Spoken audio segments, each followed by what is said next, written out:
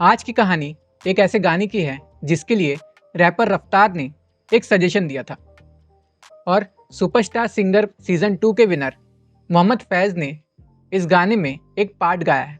वो पार्ट कौन सा है ये भी मैं आगे वीडियो में आपको बताऊंगा। ये एक ऐसा गाना है जो जब बन रहा था तो इसके लिरिक्स राइटर को उनके करीबी दोस्तों ने कहा कि इस गाने को मत बनाओ, ये गाना नहीं चलेगा। और जब ये गाना बन गया तो उसके बाद जब इस गाने की वीडियो बनानी थी तो जब उसके लिए एक्टर्स को कास्ट किया जा रहा था तो कई सारे एक्टर्स ने तो इस गाने को करने से इसलिए मना कर दिया कि ये गाना अच्छा नहीं लगा उन्हें। जब ये गाना रिलीज़ हो गया तो उसके 10 दिन बाद लिरिक्स राइटर के जो भाई है, जो वैसे तो उनको ज़्यादातर कॉल नहीं करते, लेकिन उन्होंने कॉल किया और कहा कि वो तेरा गाना आया ना पाँव की जुत्ती, वो गाना तो अच्छा है, म्यूज़िक अच्छा नहीं है। 12वें दिन यानी कि गाना रिलीज़ होने के 12 दिन बाद अचानक से ये गाना वायरल हो जाता है और इतना वायरल होता है कि हर दूसरी रील इसी गाने पे बनती है। और इस गाने पर क्या, इस गाने के एक स्पेसिफिक पार्ट पे, वो पार्ट भी कैसे बना मैं आपको इस वीडियो में बताऊंगा। तो YouTube की लॉन्ग वीडियो है तो आखिर तक देखना, शॉर्ट थोड़ी कि देखी और हटा दी। मैं थारे पाँव की जुत्ती ना क्या जद जी करे पैर ली उतार दी।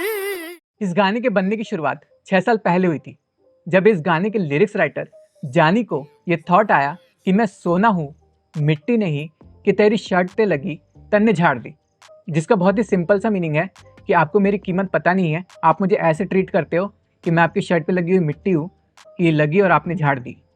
फिर सेकंड थॉट उनको ये आया कि एक बहुत ही पॉपुलर मुहावरा है कि मैं तुम्हारे पाँव की जुत्ती थोड़ी हूँ कि जब जी करा पहन ली उतार दी। तो उन्होंने इस लाइन को लिखा कि मैं थारे पाँव की जुत्ती ना कि जब जी करे पहन ली उतार दी। हाँ, पहन ली उतार दी। अब ये पहन ली उतार दी से पैर ली उतार दी कैसे हुआ ये मैं आगे आपको वीडियो में बताऊंगा। तो उन्होंने इतना लिखा, इसके बाद उन्होंने इस गाने का पहला अंतरा लिखा। अब पहले अंतरे के लिए वो पहले अंतरे में एक ऐसी लड़की की बात कर रहे थे कि जो अपनों से जीत गई है, बेगानों से जीत गई है, लहरों से जीत गई है, तूफानों से जीत गई है। वो जीत गई है ज़माने से, पर उनको ये समझ नहीं आ रहा था कि वो किस चीज़ से हारेगी। तो उनको इस थॉट को लाने में करीब 3 दिन लग गए कि वो सारी चीज़ों से तो जीत जाएगी पर हारेगी किस चीज़ से। अब जानी पाजी क्या करते हैं कि हर गाने में उनका कहीं ना कहीं नाम होता है। जैसे अगर मैं मन भरिया गाने का एग्जाम्पल दूँ तो उसमें वो लाइन है कि तेरी जगह पे जानी मौत मैनू ले जान दी। और ऐसे ही अगर हम बहुत ही पॉपुलर गाना है हार्डी संधू का बैकबोन, उसमें लाइन है कि मैं भी तैनू खुश रखदा तू भी जानी खुश रख दी। तो वो जानी उनका नाम वहाँ पर आता है। और अगर एग्जाम्पल दूँ तो जैसे निकले करंट गाने में है कि तेरे लिए ही गावा तेरे वास्ते लिखा हुआ गाने लिखदा है यार तेरा जानी। और जैसे फिलहाल गाना जिसके 1 बिलियन व्यूज़ हैं तो उसमें लाइन थी कि ए गलते गलत है जो भी कर लिया जानी। तो इस तरीके से उनका हर गाने में कहीं ना कहीं नाम होता है। वो अपने नाम को गाने में ऐसी जगह रखते हैं जहाँ वो उसको जस्टिफाई करे। तो उन्होंने लाइन लिखी कि मैं अपनों से जीती, बेगानों से जीती, लहरों से जीती, तूफानों से जीती, मैं जीत गई उस ज़माने पे पर जानी शायर से हार गई। अब इस गाने का मुखड़ा और अंतरा बन गया 6 साल पहले। अब उसके बाद क्या हुआ कि जानी को लगा कि यार राजस्थानी लैंग्वेज है, वैसे तो इस गाने में राजस्थानी और हरियाणवी मिक्स है, तो उनको लगा कि ये लैंग्वेज लोगों को समझ आएगी नहीं आएगी। तो उन्होंने उस वक्त इस गाने के आइडिया को ड्रॉप कर दिया। फिर 2 साल बाद उन्होंने इस गाने को फिर से बनाने की कोशिश की तो इसका अगला अंतरा नहीं बन रहा था। फिर उन्होंने इस आइडिया को ड्रॉप कर दिया। फिर 1 साल बाद फिर से बनाने की कोशिश की, 15 दिन तक इस गाने पे काम किया, फिर नहीं बन पाया।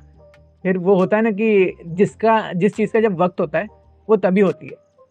तो फिर अभी ये गाना रिलीज़ होने के 2 महीने पहले इस गाने के म्यूज़िक प्रोड्यूसर बनी ने जानी पाजी से कहा कि पाजी वो गाना करते हैं ना। तो जानी पाजी ने कहा ठीक है करते हैं। तो लकीली उस वक्त उसका अगला अंतरा बना कि पड़ गयो रे पानी थारी अकल ते, मन पे जावे जावे ना शक्ल पे। तो फिर इतना हो गया तो लगा कि हाँ चलो गाना पूरा हो गया। फिर बनी ने इस गाने की बीट्स बनानी शुरू की। जब बीट्स बन गई तो जानी पाजी को लगा कि चलो हम ऑडियंस को कुछ फ्रेश दे रहे हैं। फिर गाने की बीट्स भी बन चुकी थी पर एक गाने में ड्रॉप मिसिंग था। तो जानी पाजी ने बनी से कहा कि हमें ना एक ड्रॉप चाहिए। तो मोहम्मद फैज़ जो कि सुपरस्टार सिंगर सीजन 2 के विनर हैं और जिन्होंने अभी देखा तैनू गाना भी गाया है, वो भी जानी पाजी ने ही लिखा था। तो मोहम्मद फैज़ ने बताया, क्योंकि वो राजस्थान से है, कि हमारे यहाँ ये एक फोक है कि मने एक कलड़ी मत छोड़ी रे दीवाना। मतलब मुझे अकेले मत छोड़ना दीवाने। तो जानी पाजी ने कहा हाँ इसको यूज़ करते हैं। तो फिर मोहम्मद फैज़ ने ही इन लाइंस को गाया और उसके बाद बनी ने उस पर इफ़ेक्ट्स डाल के उसकी पिच ऊपर करके उस लाइन को ऐसे बना दिया। मैं इसके सारे इफ़ेक्ट हटा के आपको सुनाता हूँ कि मोहम्मद फैज़ की आवाज़ एक्चुअल में इस गाने में कैसी थी पहले। तो गाना अब इतना बन चुका था। एक दिन रैपर रफ्तार जानी पाजी के स्टूडियो में आए। जानी पाजी ने उनको गाना सुनाया तो रफ्तार ने कहा कि गाना तो बहुत अच्छा है, लेकिन ये पहनली की जगह हम पैरली नहीं कर सकते, तो वो और ज़्यादा हरियाणवी लगेगा। जानी ने कहा कि हाँ ठीक है, अच्छा तो लग रहा है, तो इसको पैरली कर देते हैं। तो फिर वो पहनली की जगह पैरली हो गया। तो गाना इतना बन चुका था। अब हम बात करेंगे इस गाने की वो पार्ट की जो सबसे ज़्यादा वायरल हुआ है। तो गाना इतना बनने के बाद सबने इस गाने को बहुत बार सुना। सुनते सुनते सुनते उनको लगा कि इस गाने में कुछ तो मिसिंग है।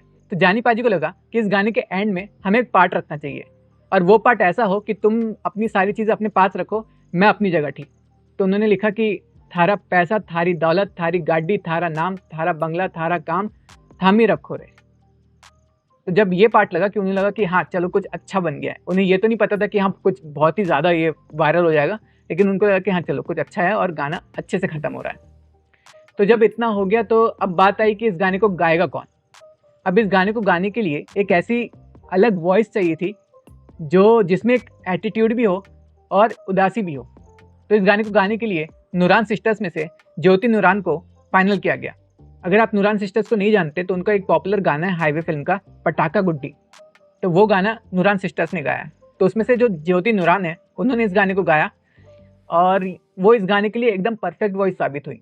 तो ये थी कहानी पाँव की जुत्ती गाने के बनने की। अगर आपको फिल्मों और गानों के पीछे की कहानियों में इंटरेस्ट है तो आप मेरे चैनल के साथ जुड़ सकते हैं। मैं कुणाल अले फिर मिलूंगा किसी और वीडियो के साथ। अगर आपको ये वीडियो पसंद आया हो तो आप जानते हैं क्या करना है, क्योंकि ये जो पब्लिक है ये सब जानती है, पब्लिक है।